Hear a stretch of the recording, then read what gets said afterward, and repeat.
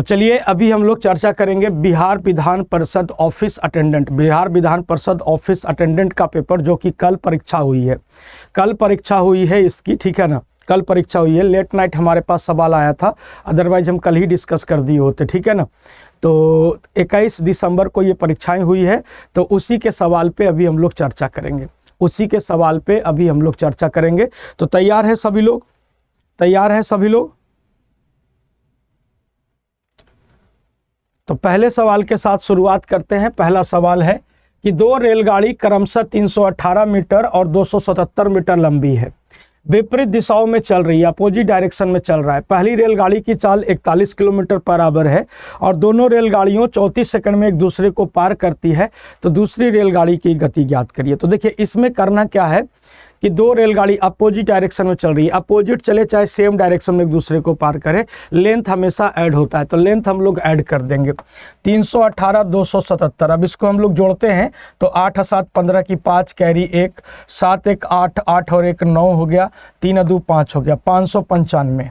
एक दूसरे को 34 सेकंड में पार करी है, 34 सेकंड में पार करी है, तो यहाँ से रिलेटिव स्पीड आ जाएगा। इसको किलोमीटर पर आवर में ले आते हैं, काहे कि एक स्पीड किलोमीटर पर आवर में है, ठीक है। तो यहाँ से ये क्या आ जाएगा, रिलेटिव स्पीड आ जाएगा, रिलेटिव स्पीड आ जाएगा। अब इसको हम लोग थोड़ा सा काटने का प्रयास करते हैं। काटने का प्रयास करेंगे तो हम इसको ऐसे काट सकते हैं, 5 से इसको काटिएगा तो 19 5 95 यानी 119, 17 दूनी 34 और 17 7 19 से 9 से 9 दूनी 18 यानी 9 7 63 किलोमीटर आ गया, 63 किलोमीटर पर आवर। ये क्या आया, 63 किलोमीटर पर आवर, ये रिलेटिव स्पीड आया, अपोजिट डायरेक्शन में दोनों की चाल जुड़ी हुई है। अब एक का स्पीड 63 है, उसमें से एक, दोनों का स्पीड 63 है, रिलेटिव स्पीड 63 आया और उसमें से एक का स्पीड दिया हुआ है 41, तो दूसरे का स्पीड हम निकालेंगे, 3 में से 1 गया तो 2 और 6 में से 4 गया तो 2, दूसरे का स्पीड क्या हो जाएगा, 22 kilometre per hour, 22 kilometre per hour. Option number A is your correct answer. Option number A आपके सवाल का उत्तर हो जाएगा, ठीक है। दूसरे सवाल की ओर बढ़ते हैं। कह है कि एक रेलगाड़ी 125 मीटर लंबे प्लेटफॉर्म को 26 सेकंड में पार करती है, 275 मीटर लंबे प्लेटफॉर्म को 38 सेकंड में पार करती है, समान गति से पार करती है, सेम स्पीड है। रेलगाड़ी की आपको लंबाई ज्ञात करनी है कि रेलगाड़ी की लंबाई ज्ञात कीजिए। तो देखिए सर, यहाँ पे आपको 125 मीटर लंबा पुल है, प्लेटफॉर्म है, और यहाँ 275 मीटर लंबा प्लेटफॉर्म है। कितना ज़्यादा लंबा है, तो आप कहेंगे 5 में से 5 गया तो 0 और 7 में से 2 गया तो आपका 5, यानी 150 मीटर। 150 मीटर ज़्यादा होने के कारण अपने को समय कितना ज़्यादा लग रहा है, तो आप कहेंगे कि सर 8 में से 6 गया तो 2, 8 में से 6 गया तो 2 और 3 में से 2 गया तो 1, यानी 12 सेकंड में आपका 150 मीटर दूरी तय होता है। अच्छा, आप सोचिएगा, एक बात का गौर करिएगा, ये जो 26 सेकंड का समय लगा है किसको पार करने में भाई, तो 125 मीटर लंबा प्लेटफॉर्म प्लस ट्रेन अपनी लंबाई, अपनी प्लस प्लेटफॉर्म पार करने में कितना लेता है, तो 26, और यहाँ पे अपनी प्लस प्लेटफॉर्म पार करने में लेता है कितना, तो आप कहेंगे कि सर 38। तो आप यहाँ पे ऐसे कर सकते हो कि 12 सेकंड में तय की गई दूरी 150 हो गया, ठीक है। तो यहाँ से हम निकाल लेते हैं 26 सेकंड में तय की गई दूरी, 26 सेकंड में तय की गई दूरी। अब यहाँ से इसको थोड़ा सा छोटा कर देते हैं, 6 दूनी के 12, 13 दूनी के 26, 6 से इसको काटिए, 25 6 के 150, 25 गुना 13, 25 दाएं के 250, 25 तिया 75 यानी 325, 325 मीटर। ये 325 मीटर में कौन है, तो भाई जी ट्रेन भी है और प्लस 125 मीटर लंबा प्लेटफॉर्म भी है, ठीक है। अब यहाँ से 125 घटा देंगे तो हमको ट्रेन का लेंथ पता चल जाएगा। अब ये 325 में से आप 125 माइनस कर दीजिए तो ट्रेन का लेंथ पता चल जाएगा कि ट्रेन का लेंथ कितना है, तो 200 मीटर। ट्रेन की लेंथ क्या है साहब, तो 200 मीटर। तो 200 मीटर आपके सवाल का उत्तर हो जाएगा। चलिए अगला सवाल है, और ये देखिए कि अभी एकदम करंट सिनेरियो चल रहा है, एक्सीडेंट वाला सवाल, करंट सिनेरियो चल रहा है, ठीक है ना, करंट सिनेरियो चल रहा है। ये कल परीक्षा हुई है उसका पूछा हुआ सवाल है, और अगर आपको बता दें कि ये कौन से एग्जाम का पूछा हुआ सवाल है ना, तो बस आप लोग तो जान ही रहे हैं, ठीक है ना, तो आपको एहसास तो हो ही जाएगा, ठीक है ना। तो खास करके जो भी अभी AEDO का एग्ज़ाम देने जा रहे हैं उनके लिए बहुत इम्पोर्टेंट है, जो बिहार SSC कार्यालय प्रचारी अटेंडेंट की तैयारी कर रहे हैं उनके लिए भी बहुत इम्पोर्टेंट है, तो समझना है आपको। कह रहा है कि एक ट्रेन 3 घंटा चलने के बाद दुर्घटना का शिकार हो जाती है और 1 घंटे के लिए रुक जाती है, बहुत अच्छी बात है। फिर से शुरू होने के बाद वह अपनी ओरिजिनल स्पीड के 75% स्पीड पर चलती है। 75% स्पीड मतलब आपका 3/4 चाल से चलती है, तो डेस्टिनेशन पर 4 घंटे लेट पहुंचती है। डेस्टिनेशन पर 4 घंटे लेट पहुंचती है। तो ये देखिए, ये 4 घंटे लेट पहुंची है। तो ये 4 घंटा लेट ये इसके रनिंग के कारण नहीं है। 4 घंटा में 1 घंटा इसका स्टॉप हो गया है। 1 घंटा इसका स्टॉप हो गया जिसमें स्पीड 0 रही है, एकदम रुकी रह गई थी ट्रेन, ठीक है ना। यानी रनिंग के कारण, स्पीड कम होने के कारण ये कितना घंटा लेट है, तो 3 घंटा। यानी कुल मिला के अगर हम देखा जाए कि ओरिजिनल स्पीड से चला होता, एक्सीडेंट नहीं होता, तो डेस्टिनेशन पे जाने में वास्तविक समय 3 या कितना घंटा लगता, तो 9 घंटा। यानी पूरी दूरी तय करने में, अगर एक्सीडेंट वगैरह नहीं होता तो पूरी दूरी तय करने में 9 घंटा और 3 घंटे के बाद दुर्घटनाग्रस्त हुई थी। यानी टोटल समय लगता 12 घंटा। टोटल समय लगता कितना घंटा, 12 घंटा। अब कहता है कि जहाँ पे एक्सीडेंट हुआ था उससे 150 किलोमीटर आगे एक्सीडेंट होता तो ट्रेन मात्र 3.5 घंटा लेट होती। अब ये 3.5 घंटा में भी 1 घंटा इसका स्टॉप है। 3.5 घंटा में भी 1 घंटा इसका क्या है, स्टॉप है। तो 1 घंटा स्टॉप है, तो स्पीड कम होने के कारण ये मात्र कितना लेट है सर, तो 2.5 घंटा। सामान्यतः कितना समय लगता, तो 25 या 75 यानी 7.5 घंटा।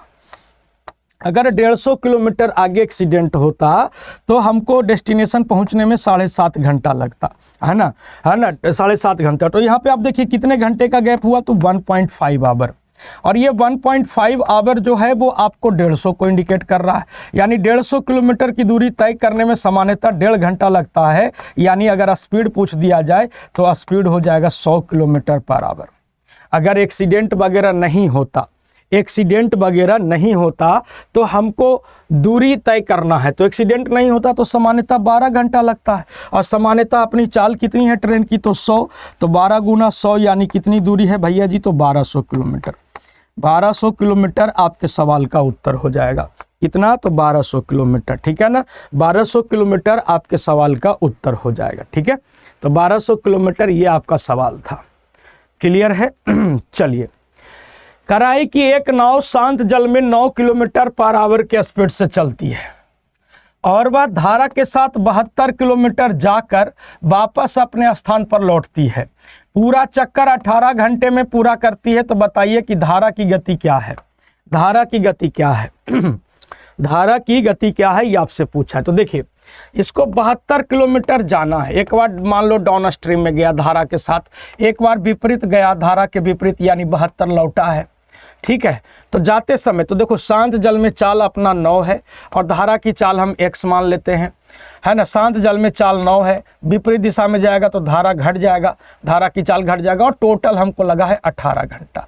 अब इसको या तो सॉल्व करिए या तो ऑप्शन से लेके जाइए, या तो इसको सॉल्व करिए, सॉल्व करने में टाइम लग जाएगा, या तो दूसरा तरीका है कि आप इसको बाई ऑप्शन लेके जाइए। बाई ऑप्शन के लिए हम लोग क्या करते हैं, सबसे पहले हम चाहते हैं कि कोई सूटेबल ऑप्शन रखें जिससे कि अपना काम इजी वे में हो जाए, इजीली वे में अपना काम हो जाए। क्यों? क्योंकि हम देख पा रहे हैं कि यहाँ पे एकदम इंटीग्रल वैल्यू है है ना, इंटीजर मान है। तो हम कोशिश करेंगे कि कुछ ऐसा रखें, जैसे हम 5 रखते हैं तो 14 से काटने में पॉइंट में आएगा, ठीक है। 4 रखते हैं तो 9 4 13 काटने में पॉइंट में आएगा। 2 रखते हैं तो 2 9 2 11 काटने में पॉइंट में आएगा। तो पहले हम 3 रख के देखते हैं। अगर हम 3 रखते हैं तो 72 बट्टा 9 3 कितना, तो 12, और 3 रखते हैं तो ये आपका हो जाएगा 72। अब बट्टा 9 में से 3 गया तो 6, यहाँ पे लग गया 12 छक्के 72 6 घंटा, और यहाँ पे लग गया 12 छक्के 72 यानी 12 घंटा। क्या आपका 18 घंटा सेटिस्फाइड कर रहा है? आप कहेंगे हाँ सेटिस्फाइड कर रहा है, तो हम मार देंगे उत्तर कौन सा, option number D. Option number D आपके सवाल का प्यारा सा खूबसूरत सा उत्तर हो जाएगा। ऑप्शन नंबर डी आपके सवाल का क्या हो जाएगा, उत्तर हो जाएगा। चलिए, कह रहा है कि एक दुकानदार ने कुछ कलमे 231.20 रुपये में खरीदे हैं और उसने उनमें से कुछ कलम 88.40 रुपये में लागत मूल्य पर बेच दिया है। मतलब ये लागत मूल्य पर बेच दिया, मतलब जितना हम खरीदा था उतने में बेच दिया है, उसी रेट से बेच दिया, 88.40 रुपये का कलम। तो ज्ञात कीजिए कि अब उसके पास न्यूनतम मिनिमम कितनी कलमें शेष हैं, ये आपसे पूछा है कि अब उसके पास मिनिमम कितना कलम बचा हुआ है। मिनिमम कितना कलम बचा हुआ है ये आपसे पूछा है। तो देखिए सबसे पहले हम क्या करेंगे ना कि डेसिमल को इग्नोर करिए और मोटा मोटी खेला खेलिए। तो मोटा मोटी खेला खेलिएगा तो हम क्या करेंगे कि सर ये 231 23120, एक तो इतना पैसा हो गया, सबको पैसा में ले आते हैं ताकि पॉइंट हमारा ख़त्म हो जाएगा। 8840, ठीक है, ये भी पैसा हो गया। अब हम सबसे पहले चाहेंगे कि एक कलम का मैक्सिमम, देखो हमारे पास पूछा है कि मिनिमम कलम शेष होना चाहिए। मिनिमम कलम शेष होने के लिए जाहिर सी बात है कि कलम का दाम, एक कलम का दाम मैक्सिमम होना चाहिए। एक कलम का दाम मैक्सिमम होना चाहिए, तभी हम मिनिमम वैल्यू डिसाइड कर पाएंगे। तो एक कलम का दाम मैक्सिमम होने के लिए हमको क्या करना पड़ेगा, इसका HCF लेना पड़ेगा। HCF आप लोग को निकालने आता है, HCF आप लोग इसका निकालिएगा तो इसका HCF हो जाएगा, इसका HCF निकालना पड़ेगा, HCF हो जाएगा 680। HCF कितना हो जाएगा तो 680। भैया जी शुरू में खरीदे थे इतना पैसा का कलम, उसमें से इतना पैसा का कलम हम लागते मूल्य पर बेच दिए, कोई लाभ उभ नहीं कमाए हैं। तो अपने पास पैसा बचा कितने का, कितने पैसे का कलम बच रहा है, तो इसको घटाते हैं तो ये आपका हो गया 0, 12 में से 4 गया तो 8, 12 में से 4 गया तो 8, 11 ये हो गया 10, 10 में से 8 गया तो कितना तो 2। अब ये हो गया सर आपका कितना तो 2, 12, 12 में से 8 गया तो कितना तो 4, इतने का कलम बच गया। नहीं नहीं नहीं, बढ़िया से घटाइए चंदन जी। 0, 12 में से 4 गया तो 8, 10 में से 8 गया तो 2, अब ये हो गया सर 21, 21 में से 8 गया तो 13, 13, 8, 21, 13 हो जाएगा। 13, 0, 8, 4, 12 की 2, 8, 2, 10, 1, 11 की 1 और 13, 8, 21, 1 सेकेंड, 0, 8 हो गया, 12 में 4 गया तो 8, ठीक है, 8, 4, 12, ठीक है, 2 और 8, 10, 1, 11 की 1 कैरी 1, ठीक है, 13 और 8, 21, 1, 22 नहीं 14 हो जाएगा। 14,280, 14,280 इतना पैसा बचा। उसमें से हम देख पा रहे हैं कि एक कलम का दाम 680 रुपये, 680 पैसा, एक कलम का दाम 680 पैसा है। तब अपने पास कितना कलम बचा, तो इसको काट दीजिए, तो आपके पास कितना कलम बचा है तो 21 कलम। आपके पास कितनी कलमें शेष है तो 21 कलम शेष है, ठीक है ना, 21 कलम शेष है। कितने कलम शेष बचे हुए मिनिमम, तो 21 कलम शेष बचे हुए हैं, 21 कलम शेष बचे हुए हैं। ये आपका पूछा हुआ सवाल है भाई जी, ठीक है ना।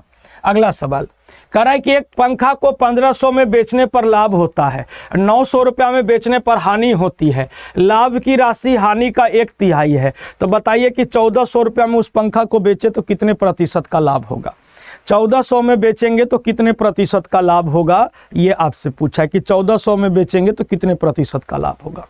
तो देखिएगा सर ये CP है, ये SP है, ये एगो और SP है ना। CP हमको नहीं पता है, CP हमको पता नहीं है, ठीक है। अब कहता है 1500 में बेचते हैं तो हमको लाभ होता है और 900 में बेचते हैं तो हमको घाटा होता है। अब कहता है कि सर लाभ की राशि हानि की राशि का 1/3 है। मान लो 1500 में बेचते हैं, अपने को 1 का लाभ है, और 900 में बेचते हैं तो हमको उसका 3 गुना यानी 3 का हानि है, तब ना हानि का 1/3 होगा। आप कहेंगे ठीक है। अच्छा, दोनों के सेलिंग प्राइस में डिफरेंस देखिए, दोनों के सेलिंग प्राइस में डिफरेंस 9, 5, 14, 500 का है, 9, 6, 15, 600 का डिफरेंस। कितने का डिफरेंस है तो 600 का, 600 का डिफरेंस है।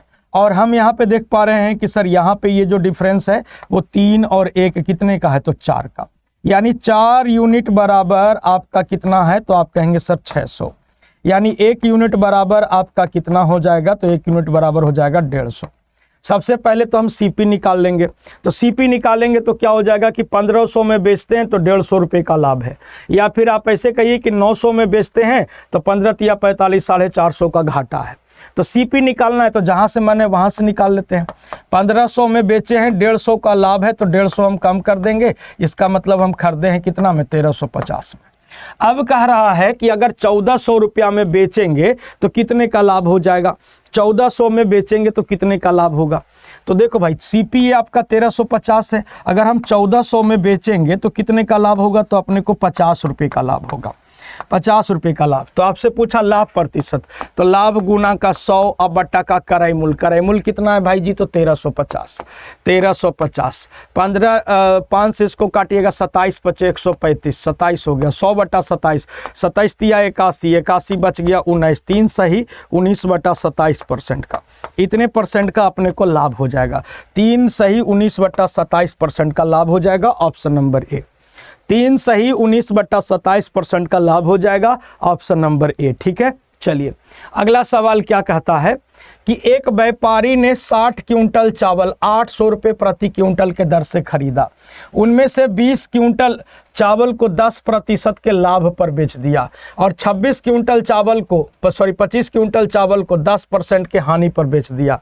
वह शेष चावल को प्रति क्विंटल किस दर से बेचे ताकि कुल मिला के 25% का लाभ हो?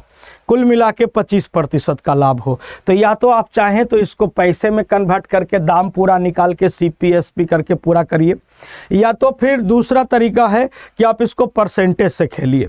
परसेंटेज से खेलिए फिर आपको एहसास होगा। ठीक है ना।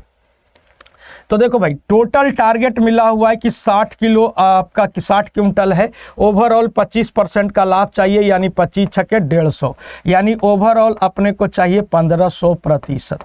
1500% चाहिए ओवरऑल। उसमें से आपने क्या किया कि 20 क्विंटल चावल को बेच दिया, 20 क्विंटल चावल को 10% के लाभ पर बेच दिया। तो 20 दाहे के 200, यानी ये आपका टारगेट था, ये आपका टारगेट था। ठीक है, 20 क्विंटल को आपने 10% के लाभ पर बेच दिया, यानी आपको मिला 200%। ठीक है, और 25 क्विंटल को आपने बेच दिया, 25 क्विंटल को आपने बेच दिया 10% के हानि पर। तो माइनस का 10, 25 दाएं के 250, यानी माइनस का 250, यानी ओवरऑल देखें तो अभी यहाँ पे माइनस का 50 है, माइनस 50% अभी हम घाटा पर हैं। तो ये 50 को इसमें हम ऐड कर देते हैं, काहे कि अब हमको टारगेट अब हमारा ये हो गया 1550% चाहिए। अपने पास कितना किलो बचा है? कितना किलो बचा? तो आप कहेंगे टोटल 60 किलो था। 60 किलो में से 20 और 25 45 किलो बेच दिए, तो बाकी बच गया हमको कितना? तो 15 किलो। 15 किलो, और ये इसको कितने परसेंट? 15 से भागा दीजिए, तो ओवरऑल 15 एकम 15 शून्य 15 तिया 45 बच गया 103 सही 5/15%। इतने परसेंट के लाभ पर हमको बेचना पड़ेगा, मतलब 103 सही 1/3% के लाभ पर बेचना पड़ेगा, यानी दुगना से ज़्यादा में बेचना है, दुगना से ज़्यादा में बेचना है। तो भैया जी सिंपल सी बात है, 1600 में खरीदे हैं और दुगना से ज़्यादा में बेचेंगे, तो दुगना से ज़्यादा में बेचेंगे तो 800 का दुगना करते हैं 1600, 1600 से ज़्यादा में बेचेंगे तो ये आपका क्या हो जाएगा? Option number A. आप कहेंगे सर डी में भी तो लड़ाई, ए बी सी तो कट गया, डी में भी तो लड़ाई है। तो डी में देखिए ये फ्रैक्शन सही नहीं लिखा है, ये फ्रैक्शन 3/2 लिखा है, जबकि 3/2 ऐसे लिखाएगा नहीं, क्योंकि जब भी इस तरह से मिक्स फ्रैक्शन करता है तो न्यूमरेटर छोटा बनाता है, तो ये गलत फ्रैक्शन ही बनाया था। तो ऑप्शन नंबर ए आपके सवाल का क्या हो जाएगा? उत्तर हो जाएगा। ऑप्शन नंबर ए आपके सवाल का उत्तर हो जाएगा। अगर इस लेवल पे आपकी तैयारी है तो आप अच्छे हैं, और नहीं है तो फिर mock test practice batch AEDO वाले छात्र को हम कह रहे हैं कि AEDO वाले छात्र मॉक टेस्ट प्रैक्टिस बैच के साथ जुड़ जाइएगा, क्योंकि ये जो सवाल अभी आपका पूछा गया है बहुत लोअर ग्रेड का सवाल है, बहुत लोअर ग्रेड का सवाल है। माने lower grade in the sense कि जैसे मान लो जो छात्र AEDO की तैयारी कर रहे हैं उनके मार्फत देखा जाए तो पोस्ट वाइज लोअर ग्रेड है। ठीक है, जो लोग बिहार CGL 4 की तैयारी कर रहे हैं उनके लिए मतलब पोस्ट वाइज देखा जाए तो लोअर ग्रेड है, लेकिन कोई भी जॉब छोटा बड़ा नहीं होता है। ये आपको हम बता दें, बिहार विधानसभा ऑफिस अटेंडेंट का परीक्षा हुआ है कल 21/12/2025, कल परीक्षा हुआ है, उसी का पूछा हुआ सवाल है। आप देख लो कि आप कितने पानी में हो, कितनी तैयारी आपकी है, बस बाद की हम कुछ नहीं कहेंगे। हाँ, जो भी छात्र कार्यालय प्रचारी बिहार SSC कार्यालय प्रचारी की तैयारी कर रहे हैं वो देख लो भाई, इस लेवल का अटेंडेंट की परीक्षा में क्वेश्चन आते हैं, अटेंडेंट की परीक्षा में इस लेवल के क्वेश्चंस आते हैं। ठीक है ना, आप अपनी तैयारी जांच लो, बाद बाकी हम कुछ नहीं बोलेंगे। कह रहा है एक फल विक्रेता ने एक प्रकार का फल 20 रुपये प्रति दर्जन के दर से खरीदा, दूसरे प्रकार के फल पहले की मात्रा के 3 गुना अधिक यानी 15 रुपये प्रति दर्जन के दर से खरीदा। बाद में उसने सभी फलों को 12 रुपये प्रति दर्जन के दर से बेचा है। तो बताइए कि उसे कितने प्रतिशत की हानि हुई है। A fruit vendor bought one type of fruit at the rate of 20% per dozen and another type of fruit there are 3 times of the quantity of the first type at the rate of 15 रुपये पर दर्जन। देखिएगा अब यहाँ पे क्या है कि सर हिंदी इंग्लिश में देखिए यहीं पे फंसाता है सवाल, और आप लोग भी तैयार रहिएगा। यहाँ पे क्या बोला 3 गुना अधिक, और यहाँ पे सीधा सीधी 3 टाइम्स खाली बोल दिया, यहाँ पे सीधा सीधी 3 टाइम्स बोल दिया, मोर बोलबे नहीं किया। तो जब भी आपको ऐसा लगेगा तो आप देख लीजिएगा हिंदी इंग्लिश दोनों, और जब भी ऐसा होता है तो सवाल कहता है, क्वेश्चन सेटर कहता है कि इंग्लिश के अनुसार अगर हिंदी इंग्लिश में कोई भिन्नता पाई जाती है तो इंग्लिश के अनुसार प्रश्न मान्य होते हैं, ठीक है ना।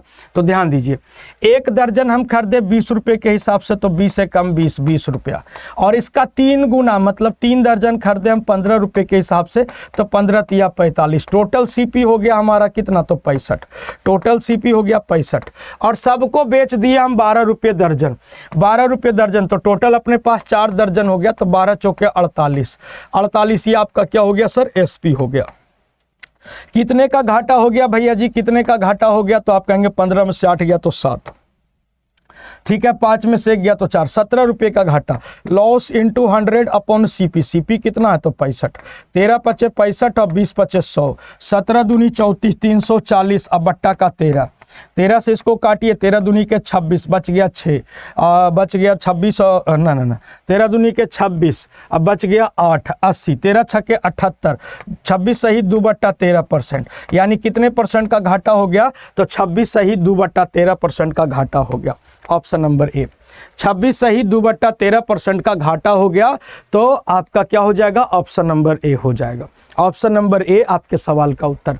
अगला सवाल है देखिए कैसा सवाल था कि एक व्यक्ति ने एक ऊंट और एक घोड़ा खरीदा और उसने घोड़े को उसके क्रय मूल्य पर 20% के लाभ के साथ बेचा और ऊंट को 10% हानि पर बेचा। पूरे लेन देन में ना तो उसे लाभ हुआ है और ना ही उसे हानि हुआ है, नहीं तो उसे हानि हुआ है। यदि वह घोड़ा को 5% हानि पर और ऊंट को 5% के लाभ पर बेचता तो कुल मिला के 600 का लाभ होता। तो घोड़े और ऊंट का क्रय मूल्य ज्ञात करना है कि घोड़े और ऊंट का क्रय मूल्य ज्ञात कीजिए कि घोड़ा और ऊंट का क्रय मूल्य क्या है। घोड़ा और ऊंट का क्रय मूल्य क्या है ये आपसे पूछा है। घोड़ा और ऊंट का क्रय मूल्य क्या है, तो देखिए सर कह रहा है कि सर घोड़े को बेचा 20% के लाभ पर, तो हम ऐसे लिख सकते हैं 20H, और ऊंट को बेचा 10% हानि पर यानी 10C माने कैमल। ये दोनों बराबर है, ना लाभ हुआ ना हानि हुआ, मतलब घोड़े पर होने वाला 20% का लाभ और ऊंट पर होने वाला 10% का हानि, ये बराबर है। तो यहाँ से हम इसको काट देते हैं तो ये कर सक जाएगा। तो 2H बराबर आपका C है, 2H बराबर C है, तो यहाँ से 2H बराबर C एक रिलेशन निकल के आ गया, यानी H बट्टा C अगर हम बात कर लें तो ये 1/2, यानी घोड़वा खरीदा 1 में और ऊंट खरीदा है 2 में। अब यहीं पे हम लोग यहीं पे आगे नहीं बढ़ेंगे, यहीं से हम लोग ऑप्शंस को इलिमिनेट कर देंगे, है ना। घोड़ा पहले घोड़ा बोला है फिर ऊंट बोला है, 1:2 का अनुपात होना चाहिए। 12,000 24,000 क्या दुगुना है, तो हाँ है, होल्ड करिए ऑप्शन। क्या 12,500 और 23,000 गुना करिएगा तो 25,000 होना चाहिए, नहीं हो रहा है। 13 दूनी के 26 होना चाहिए, नहीं हो रहा है। 11 दूनी के 22 होना चाहिए, नहीं हो रहा है। बस यहीं पे आंसर ठोक दीजिए, अगला स्टेटमेंट सॉल्व करने की ज़रूरत आपको नहीं है। अगला स्टेटमेंट सॉल्व करने की ज़रूरत आपको नहीं है। ऐसे सॉल्व भी करिएगा तो बनेगा, कोई दिक्कत नहीं है, लेकिन आपको अगला स्टेटमेंट सॉल्व करने की ज़रूरत नहीं थी। जो लोग अगला स्टेटमेंट पर गए वो अपना टाइम किल कर गए, वो लोग अपना टाइम किल कर गए, ठीक है ना। तो यहीं पे कहते हैं ना, साम दाम दंड भेद सब लगाना होता है परीक्षा में, ठीक है ना। साम दाम दंड भेद सब लगाना होता है परीक्षा में। अगला सवाल कह रहा है कि एक राशि साधारण ब्याज पर 8 वर्षों में 30,000 रुपया हो जाती है। यदि ब्याज और ब्याज मूलधन का आधा है, ब्याज मूलधन का आधा है तो मूलधन ज्ञात कीजिए। ब्याज जो है वो मूलधन का आधा है, देख लेना कोई टिकर वगैरह हो तो, ठीक है। ब्याज जो है वो मूलधन का आधा है, मतलब इंटरेस्ट जो है वो प्रिंसिपल का आधा है, प्रिंसिपल का आधा है। अगर इंटरेस्ट 1 है तो प्रिंसिपल कितना है, 2 है। तो ये 2 यूनिट और 1 यूनिट टोटल हो गया आपका कितना, तो 3 यूनिट। 3 यूनिट बराबर अमाउंट आपका कितना हो गया है, तो 30,000 हो गया है। 3 आम का दाम 30,000। तो आपसे पूछा है मूलधन बता दीजिए। 1 आम का दाम 1,000, 10,000 और 2 आम का दाम कितना, तो आप कहेंगे 20,000। यानी प्रिंसिपल क्या है बच्चों, तो प्रिंसिपल आपका 20,000 है। 20,000 आपके सवाल का क्या हो जाएगा, उत्तर हो जाएगा। 20,000 आपके सवाल का क्या पड़ेगा साहब, उत्तर पड़ेगा। ठीक है, चलिए अगला सवाल देखिए क्या पूछा है। कह रहा है एक आदमी के पास 8,000 रुपया है, उसने 2,000 रुपये को 5% साधारण ब्याज पर और 2,500 रुपये को 10% साधारण ब्याज पर और बची हुई रकम को 8% साधारण ब्याज पर उधार देता है।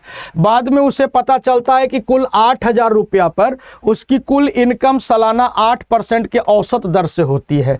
तो आर का मान आपको ज्ञात करना है कि आर का मान क्या हो जाएगा, ये आपको ज्ञात करना है कि आर का मान क्या हो जाएगा। तो सिंपल सा है, सिंपल सा। आप ये सालाना बोला है मतलब 1 साल। तो ये प्रिंसिपल 8,000 है।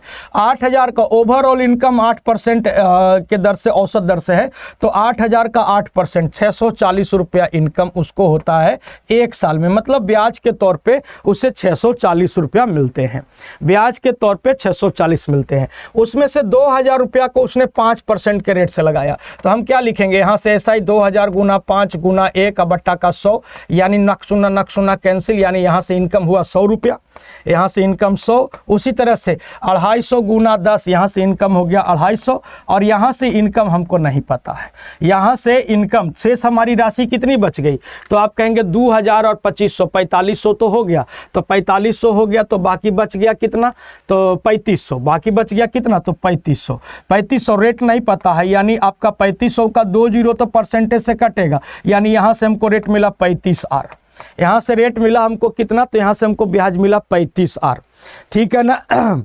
चलिए अब यहाँ से हम देखिएगा कि 35R की बात कर ले तो ये हो जाएगा सर 640, अब माइनस 350, यानी 0, 14 में से 5 गया तो 9, 5 में से 3 गया तो आपका 2, यानी 35R इज इक्वल टू आपका 290 है। तो यहाँ से R हम लोग निकाल सकते हैं 290 बट्टा का 35, 290 बट्टा का 35, यानी आपका काटिएगा तो 5 चांस में कटेगा, 5 से इसको काटिए, 5 पच्चे 25, बच गया 4, 5 अठे 40, अब बट्टा का कितना, तो 7। ठीक है, अब ये 58 में 7 से भागा, 8 सत्ते 56, 8 सही 2/7%, यानी शेष धनराशि को उसने कितने % पर इन्वेस्ट किया था, तो 8 सही 2/7% पर इन्वेस्ट किया था, है ना। शेष राशि को उसने कितने % पर इन्वेस्ट किया था, तो 8 सही 2/7% के रेट से इन्वेस्ट किया था।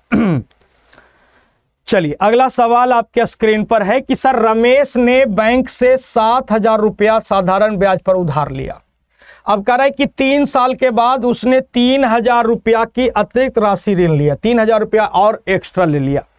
बाद में लिए गए ऋण की तिथि से 5 साल के बाद उसने 4,615 रुपया ब्याज चुकाकर अपना ऋण खाता बंद कर दिया, मतलब कर्जा समाप्त कर दिया। तो ब्याज की दर ज्ञात कीजिए कि रेट क्या रहा है भाई जी, रेट क्या रहा है ये आपसे पूछा है कि रेट क्या रहा है। तो देखो भैया परसेंटेज, रेट हमारा कुछ भी हो, रेट का अगर हम परसेंट देखें तो परसेंट से तो आपका 2 शून्य कटता है। ये 70 आपका चला 3 साल के लिए, तो यहाँ से हमको ब्याज मिलेगा 7 तिया 21 यानी 210R। यहाँ से ब्याज मिलेगा 7 तिया 21 यानी 210R। अरे रेट और टाइम को गुना करते, रेट और टाइम का गुणनफल ही ब्याज होता है। अब ये 3 साल के लिए, अब 3 साल के बाद हमारा कर्जा कितना हो गया, 7,000 प्लस 3,000 यानी कितना हो गया 10,000। यहाँ पे भी रेट जो भी है उससे 2 शून्य कट जाएगा। अब ये चला 5 साल के लिए, यानी 100 पचे कितना, तो आप कहेंगे 100 पचे 500, 500R, यानी कुल मिला के हमको ब्याज के तौर पे इतना मिला। और यही सवाल कह रहा है कि ब्याज के तौर पे कितना है, तो 4615 है। ब्याज के तौर पे कितना है, तो 4615 रुपया है, 4615 रुपया है। अब इसको अगर अपने लोग जोड़ देते हैं तो ये हो गया sir 710, 710R is equal to 4615, 4615। तो R इज इक्वल टू कितना हो जाएगा, R इज इक्वल टू आप कहेंगे सर 4615 4615 बट्टा का 710। अब ये 710 से काट लीजिए, तो 710 से काट लीजिएगा, 7 पचे 35, 6 का 42 यानी 6.5%। रेट कितना पड़ जाएगा, तो आप कहेंगे गुरुजी 6.5%। रेट आपका कितना पड़ जाएगा, तो 6.5%। 6.5% आपके सवाल का उत्तर हो जाएगा, ठीक है ना, 6.5% आपके सवाल का उत्तर। देखिए ऐसे ऐसे सवाल कल पूछे गए हैं ऑफिस अटेंडेंट के एग्जाम में। ऑफिस अटेंडेंट के एग्जाम में सोच सकते हैं आप लोग तो पदाधिकारी बनने जा रहे हैं, आप लोग तो पदाधिकारी बनने जा रहे हैं, ठीक है। हाँ, केकरो शक लगे ना तो अगल बगल वाला दिया है परीक्षा, पूछ लीजिएगा। बिहार विधानसभा ऑफिस अटेंडेंट ऑब्लिक मैसेंजर परीक्षा हुई है 21/12/2025 को, आज है 22 तारीख, ठीक।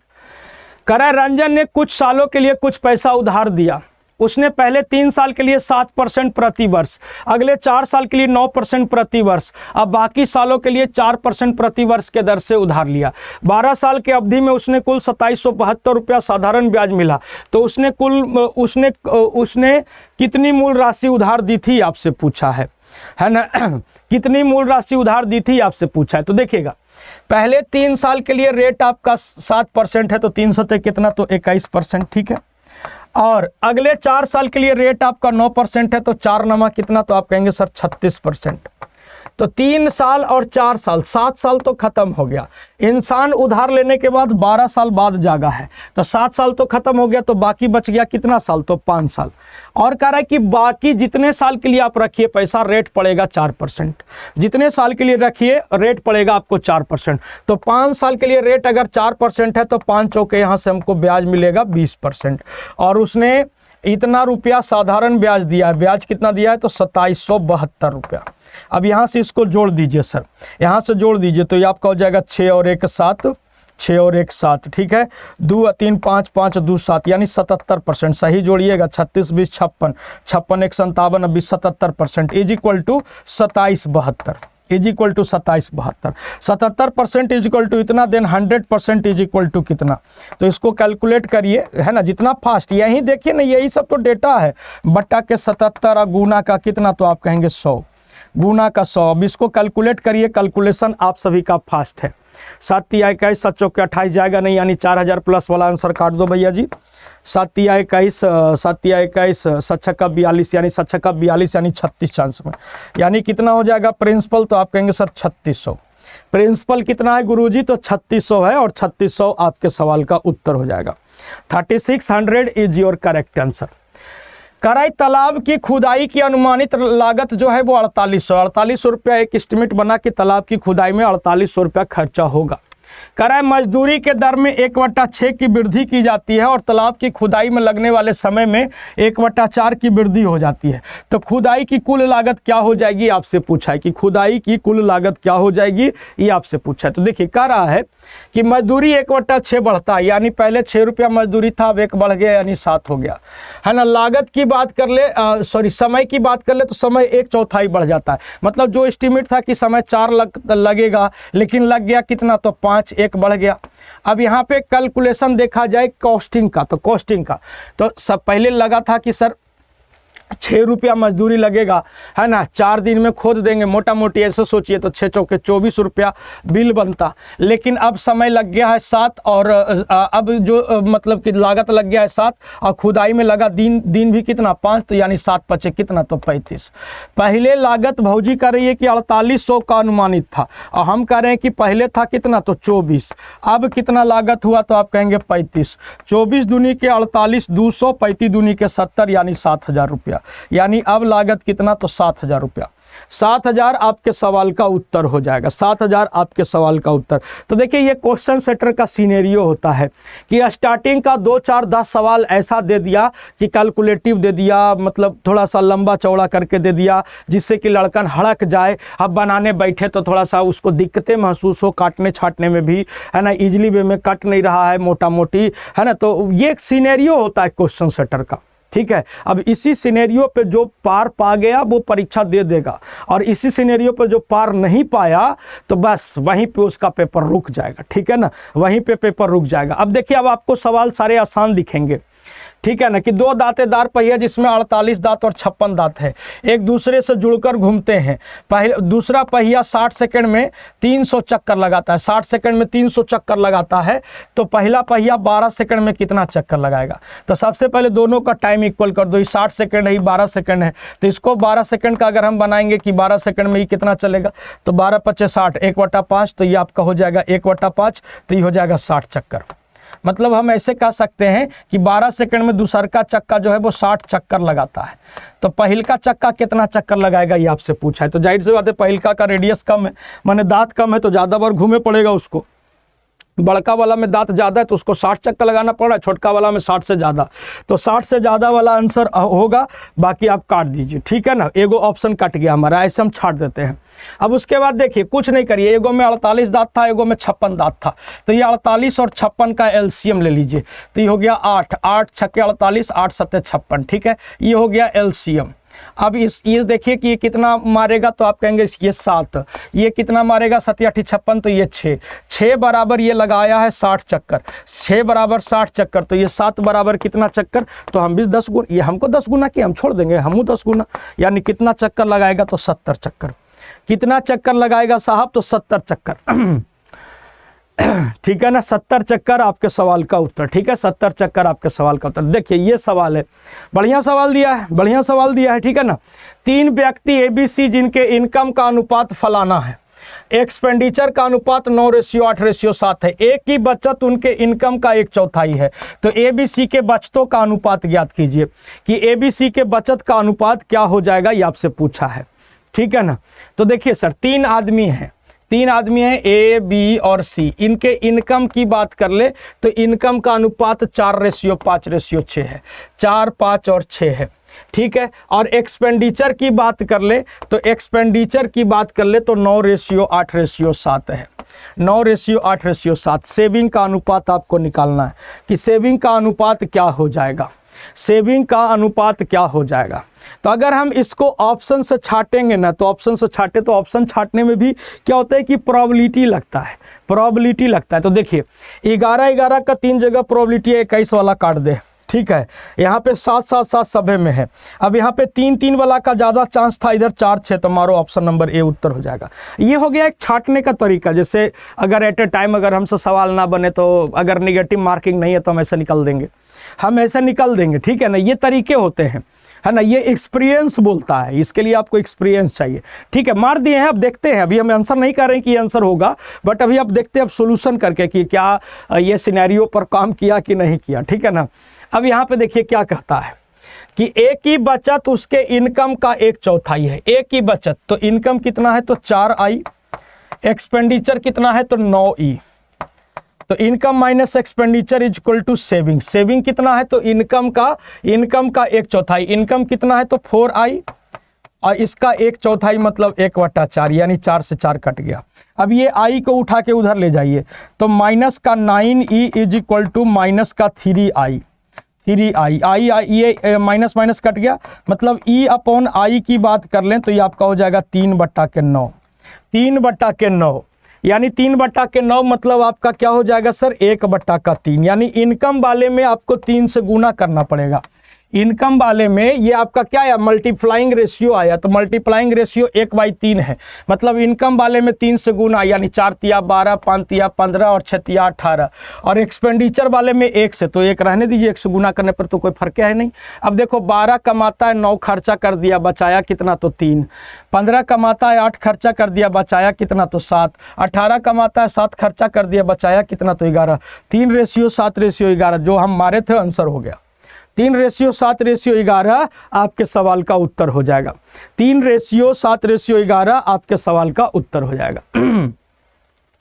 अब ये देखिए कह रहा है 6 किसान और 15 मजदूर एक धान के खेत की कटाई 10 दिनों में कर सकते हैं, 6 किसान और 25 मजदूर उसी खेत की कटाई 8 दिनों में कर सकते हैं, तो पता लगाइए कि 12 किसान और 30 मजदूर उस धान की खेत की कटाई कितने दिनों में करेंगे। बनाइए सवाल को, सिंपल सा सवाल है, सवाल को गनगनाने का प्रयास कीजिए, सिंपल सा सवाल है, सवाल को गनगनाने का प्रयास कीजिए, ठीक है, ठीक है, सवाल को गनगनाने का प्रयास। अब इसमें देखिए, इसको क्या करना है, ये वही सवाल है, मोहनदास हरामखोर वाले फार्मूले पे चलना है, ठीक है। किसान और मजदूर का इफ़िशियंसी निकालना पड़ेगा, किसान मजदूर का इफ़िशियंसी निकालना पड़ेगा, लेकिन जो उस इफ़िशियंसी निकालने के चक्कर में जाएगा उसका टाइम लैप्स हो जाएगा। किसान मजदूर की इफ़िशियंसी निकालने के चक्कर में जो जाएगा तो उसका टाइम लग जाएगा। अब वो सवाल को गौर से देखिए, 6 किसान 15 मजदूर, ठीक है। डिमांडिंग को देखिए, डिमांडिंग में क्या है, 12 किसान और 30 मजदूर, यानी मैन पावर हम डबल कर दिए। 6 किसान से 12 किसान डबल कर दिए, 15 मजदूर से 30 मजदूर डबल कर दिए। मैन पावर हम क्यों बढ़ाते हैं भाई जी? क्योंकि हमारा समय कम लगे। मैन पावर हम क्यों बढ़ाते हैं? क्योंकि हमारा समय कम लगे। पहले 10 दिन लगता था, मैन पावर डबल किए हैं तो समय उसका आधा हो जाएगा, यानी 10/2 यानी 5 दिन। 5 दिन आपके सवाल का उत्तर, तो 5 दिन आपके सवाल का उत्तर। लेकिन अगर ये काम नहीं हुआ रहता तब आपको किसान और मजदूर की इफ़िशियंसी निकालना पड़ता है ना। तो ये देखिए, एट ए टाइम क्या होता है ना कि परीक्षा में हमारा ये काम ही नहीं कर पाता है। अरे तेरा के ऐसे वो क्या करता है, लास्ट की डिमांडिंग नहीं, एक बार सवाल को सरसरी निगाह से देखा, अच्छा देख रहा मैं तो वही उपाय हो कि किसान मजदूर का इफिशियंसी निकाल, टोटल काम निकाल, फिर एक से भागा दे, तो वो सिनेरियो हो जाता है। लेकिन जब आप इस सवाल को गौर से देखिएगा, इसलिए मैं कहता हूँ सवाल को चाप के पढ़ा करिए। जब सवाल को आप चाप के पढ़िएगा तो आपका मामला क्लियर हो जाएगा, ठीक है, आपका मामला क्लियर हो जाएगा। देखिए ये सवाल बेहतरीन सा सवाल, देखिए कह रहा है 8400 रुपये की राशि ABCD के बीच इस प्रकार बांटा जाना है कि B को A के हिस्से का 4/5 मिलता है, C को B के हिस्से का 2/3 मिलता है और D को ABC के तीनों हिस्से के योग का आधा भाग मिला है। तो बताइए कि A को कितनी राशि प्राप्त हुई है, बताइए कि A को कितनी राशि प्राप्त हुई है। देखिएगा अब ये सवाल है, ये ऑफिस अटेंडेंट का सवाल है, ऑफिस अटेंडेंट का, अक्सकाइए नहीं। अगर आपसे नहीं बन पा रहा है, आप हवाई फायरिंग कर रहे, तो अपने आप की औकात जांच लीजिए, अपने आप की औकात जांच लीजिए। और अभी भी आपके पास समय है, 8 दिन इधर 10 दिन उधर, 15 दिन का समय है, मोटा मोटी पढ़ लीजिए, औकात में ले आइए अपने आप को, अदरवाइज फिर कोई उपाय ना है। जब अटेंडेंट का ये औकात है तो आप समझ रहे हैं कि आप तो पदाधिकारी बनने जा रहे हैं। अगर 50 के 50 मैच पूछ दिल को ना, तो नकिया के बाँय छोड़ा दो, तो सुन लेना, तो समझ लो बाबू, तो नहीं कि हम ज़्यादा कुछ नहीं बोलेंगे, ज़्यादा समझाना हमारा मूर्खता लगता है कभी कभी, ठीक है। कह रहा है B को A का 4/5 मिला है, B को A का 4/5, यानी A को 5 मिला है तो B को 4 मिला है, ये बात बोल रहा है। कह रहा है C को B का 2/3 मिला है, C को B का 2/3 मिला है, B का 2/3 यानी B को 3 मिला है तो C को 2 मिला है। अब यहाँ से हम लोग ABC क्लियर कर देते हैं, ABC क्लियर कर देते हैं। तो यहाँ पे B 4 है, यहाँ पे B 3 है, एलसीएम ले लीजिए, 4 और 3 का एलसीएम कितना, 12 यहाँ पे 3 से गुना तो यहाँ पे भी 3 से गुना, यहाँ 12 बनाने के लिए 4 से गुना तो यहाँ पे भी 4 से गुना, ठीक है। तो A हो गया 5 तिया 15, B हो गया 4 तिया 12, C हो गया 4 दूनी 8 और D का जो हिस्सा है वो इन तीनों के कुल हिस्से का आधा है, इन तीनों के कुल हिस्से का आधा है। 15 12 27 8 35, 35 का आधा है, 35 का आधा, ये रेशियो बन गया। अब ये रेशियो बनाने के लिए बट्टा 2 है, इसको हटा दो तो ये चला जाएगा 15 दूनी 30, 12 दूनी के 24, 8 दूनी के 16 और ये 2 हट गया तो ये हो गया 35। अब भौजी कह रही है, देखिए भौजी कह रही है कि टोटल कितना पैसा बांटल गए है, तो 8400। भौजी कह रही है टोटल 8400 बांटा गया है और हम कह रहे हैं कि टोटल 30 और 24 54, 54 6 60 10 70 70 35 कितना 105 बांटा गया है। आपसे पूछा A का हिस्सा कितना, तो 30, 105 8 540, 80 80 गुना 30 यानी A का हिस्सा कितना, तो 2400। A का हिस्सा कितना, तो आप कहेंगे सर 2400। 2400 आपके सवाल का उत्तर हो जाएगा, 2400 आपके सवाल का उत्तर हो जाएगा। अगला सवाल देखिए क्या कह रहा है कि सर 240 मीटर लंबे प्लेटफॉर्म को 24 सेकंड में और प्लेटफॉर्म पर खड़े एक आदमी को 18 सेकंड में पार करती है, तो ट्रेन की स्पीड बता दीजिए। तो ये सिंपल सी बात है, 240 मीटर लंबे प्लेटफॉर्म को पार करने में 24 सेकंड ले रहा है, अब प्लेटफॉर्म पर खड़े आदमी को पार करने में 18 सेकंड। इट मीन्स आप सोचो, प्लेटफॉर्म को पार करने में ट्रेन अपनी लंबाई प्लस प्लेटफॉर्म की लंबाई ठीक है, उसको पार करने में 24 सेकंड। आदमी को पार किया मतलब ट्रेन अपनी लंबाई पार करने में 18 सेकंड। तो खाली प्लेटफॉर्म कवर करने में ढूके में कितना समय लिया है, तो ढूके में कितना समय लिया, तो 6 सेकंड। प्लेटफॉर्म लंबा कितना है, तो 240 की दूरी को 6 सेकंड में तय किया। तो यहाँ से मीटर पर सेकंड में आ जाएगा, किलोमीटर पर आवर में ले आइए तो 18/5 से गुना, 5 छक्के 30, 30 अट्ठे 240, 18 8 44, 144 किलोमीटर पर आवर। ट्रेन की चाल क्या है भैया जी, तो 144 किलोमीटर पर आवर है। 144 किलोमीटर पर आवर है, ये आपसे सवाल है। ठीक है, कह रहा है एक नाव 16 किलोमीटर की दूरी धारा के साथ 2 घंटे में तथा उतनी ही दूरी धारा के विरुद्ध 4 घंटे में तय करती है। तो शांत जल में नाव की चाल ज्ञात कीजिए कि शांत जल में नाव की चाल क्या है। तो 16 किलोमीटर की दूरी धारा के साथ यानी डाउन स्ट्रीम में 2 घंटे में तय करती है, यानी स्पीड आपका 8 किलोमीटर पर आवर है। ठीक है, और उतनी ही दूरी अप स्ट्रीम में है ना, 16 किलोमीटर की दूरी 4 घंटे में तय करती है, यानी स्पीड हो गया 4 किलोमीटर पर आवर। पूछा शांत जल में नाव की चाल स्टील वाटर में, तो ds + US 8 + 4 डिवाइडेड बाई 2 यानी 6 kilometre per hour. 6 kilometre per hour आपके सवाल का उत्तर हो जाएगा। 6 किलोमीटर पर आवर आपके सवाल का उत्तर हो जाएगा। कराई एक दुकानदार एक वस्तु को 20% लाभ पर बेचता है। यदि उसने वस्तु को 20% सस्ता खरीदा होता और 60 रुपया कम में बेचा होता तो 25% का लाभ होता। तो वस्तु का क्रय मूल्य ज्ञात कीजिए। तो देखिएगा, सिंपली बात है कि 20% लाभ पर बेचा, 20% लाभ मतलब 120/100। अब जब बिक जाता है तो ऐसने आदमी मिलते हैं, ऐसा का सवाल बहुत बार हम पढ़ाए हैं। ठीक है ना, अब लोग मिलते हैं कि हमको बोले होते हम तो आपका काम इतने में कर दिए होते। ठीक है, तब बोलता है कि काश आप 20% कम में खरीदे होते, 20% कम यानी 80/100 में खरीदे होते, आज जितना में बेचे ओकरा से 60 रुपया कम में बेचते तो 25% का लाभ होता। 25% का लाभ मतलब 125/100। तो ये सेलिंग प्राइस और ये सेलिंग प्राइस दोनों में अंतर कितने का, तो 60 रुपये का। दोनों में अंतर कितने का, तो 60 रुपये का। अब इसको कैलकुलेट कर लीजिए, तो ये हो गया सर 6/5। इसको कैलकुलेट कर लीजिए तो ये आपका हो जाएगा 4 20 से कट जाएगा, 5 20 से कट जाएगा, 5 से 25 25 कट गया। ठीक है, 25 25 25 से 25 से इसको काटिए, 25 चौके 100, 4 से 4 कट गया, -1 इज इक्वल टू आपका 60। तो ये हो जाएगा 6 - 5/5 इज इक्वल टू 60। ठीक है, तो यानी 1/5 इज इक्वल टू 60। तो 60 बचे कितना, तो आप कहेंगे 300। क्रय मूल्य कितना है जी, तो 300 रुपया। क्रय मूल्य कितना है, तो 300 रुपया। 300 आपके सवाल का उत्तर हो जाएगा। ठीक है, कह रहा है क्या कि सर कह रहा है कि किस वार्षिक दर पर 3 वर्षों का साधारण ब्याज 10% वार्षिक दर पर 2 वर्षों के चक्रवृद्धि ब्याज के बराबर है। भैया हो 10% के रेट से 2 साल का CI कितना, तो आप कहेंगे सर बहुत बार निकाल चुके हैं हम लोग, 21% होता है 2r/r² के फॉर्मेट पर।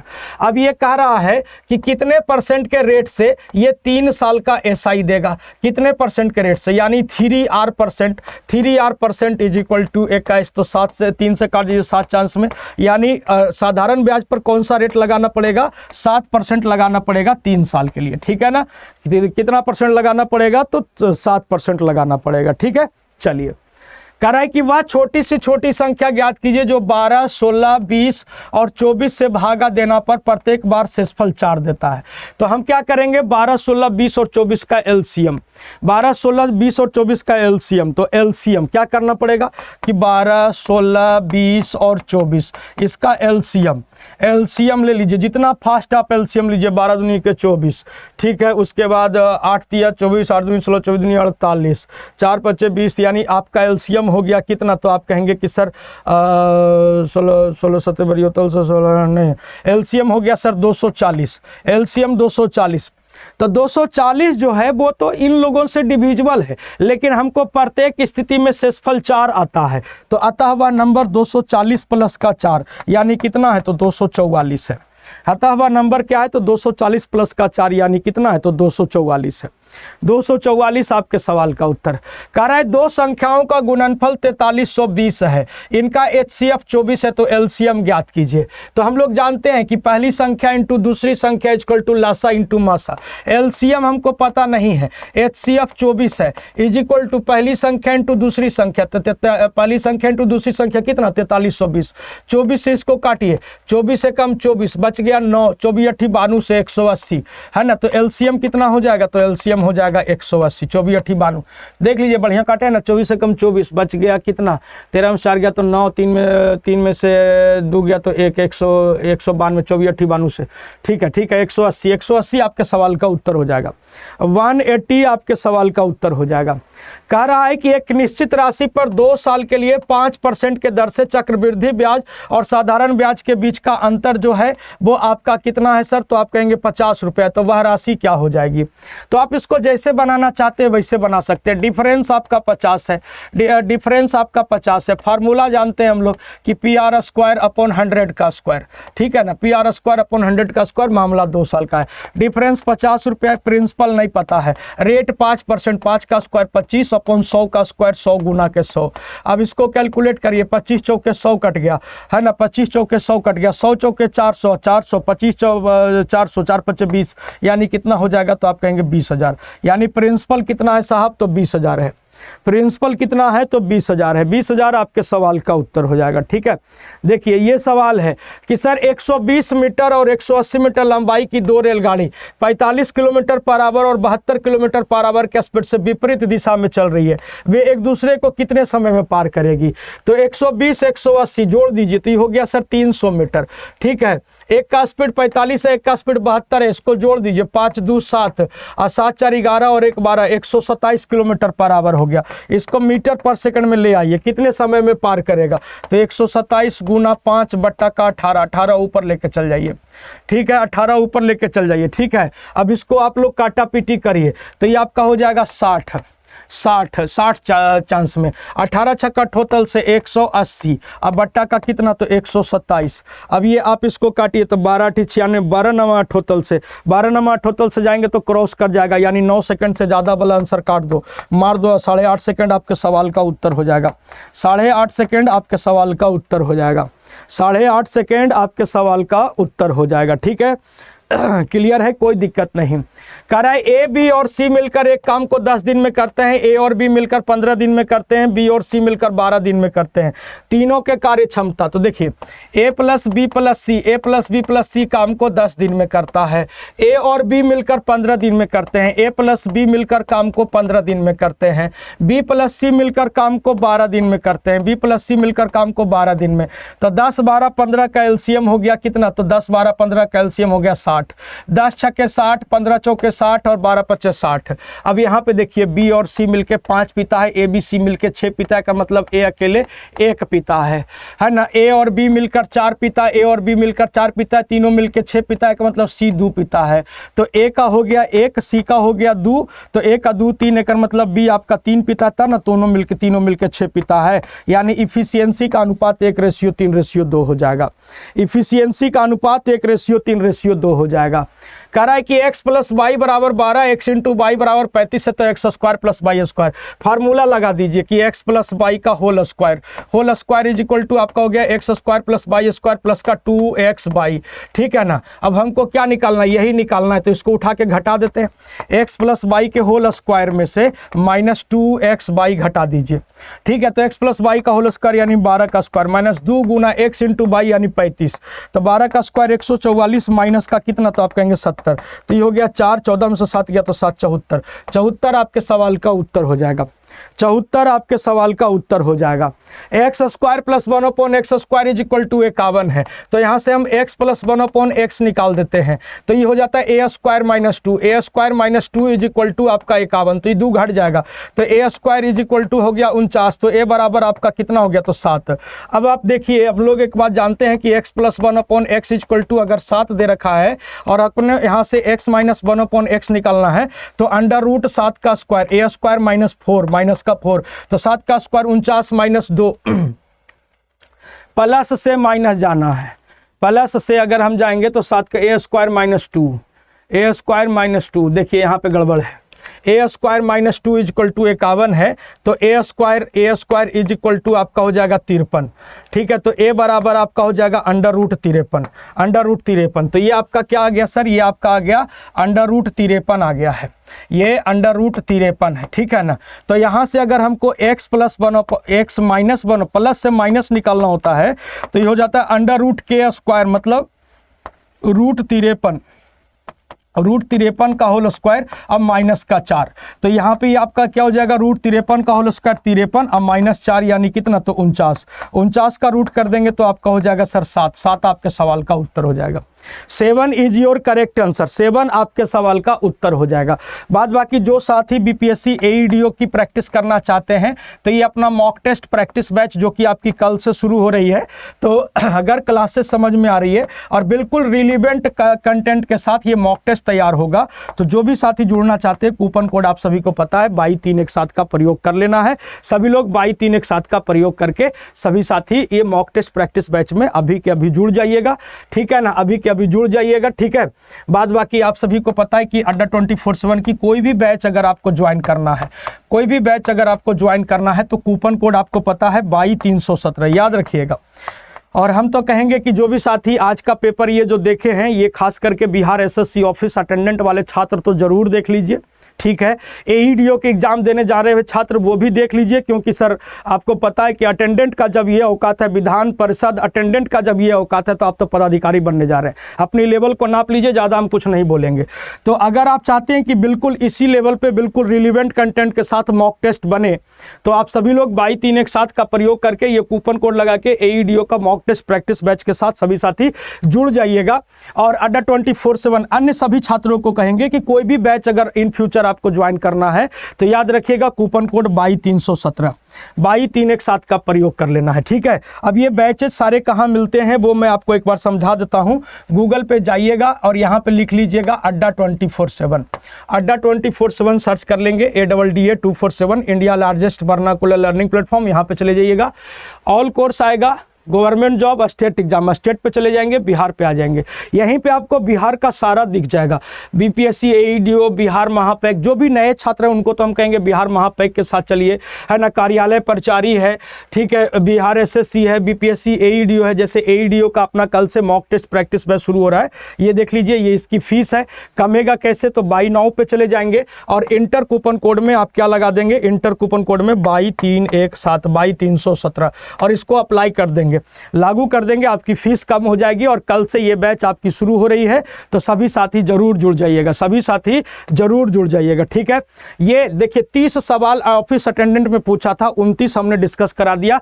ये एक सवाल आप लोग के लिए होमवर्क है, आप लोग बना के आंसर करिएगा, बना के आप लोग आंसर करिएगा, ठीक है ना, बना के आंसर करिएगा। बाद बाकी हम बता दें इसका उत्तर जो होगा वो एक होगा, लेकिन आप लोग बना के उत्तर करिएगा, ठीक है ना, बना के उत्तर करिएगा। आज का ये सेशन कैसा लगा कमेंट करके बताइएगा, ठीक है ना। और अपनी औकात जांच लीजिए। आज के सेशन में ये ऑफिस अटेंडेंट कल परीक्षा हुई थी उसका पेपर था, ठीक है ना, कल परीक्षा हुई थी उसका पेपर था। बाद बाकी आप किस पानी में है, किस लेवल पे तैयारी कर रहे हैं, बिल्कुल रिलेवेंट तैयारी कर रहे हैं, नहीं कर रहे, ये आप अपने आप को खुद जांच सकते हो। बाद बाकी अगर आप लोग को लगता है कि किसी सहयोग की जरूरत है तो अड्डा 24/7 का कोई भी बैच आपको इन फ्यूचर ज्वाइन करना है तो 22-317 22-317 ये कूपन कोड का प्रयोग करके आप मैक्सिमम डिस्काउंट ग्रैब कर सकते हैं। Thank you.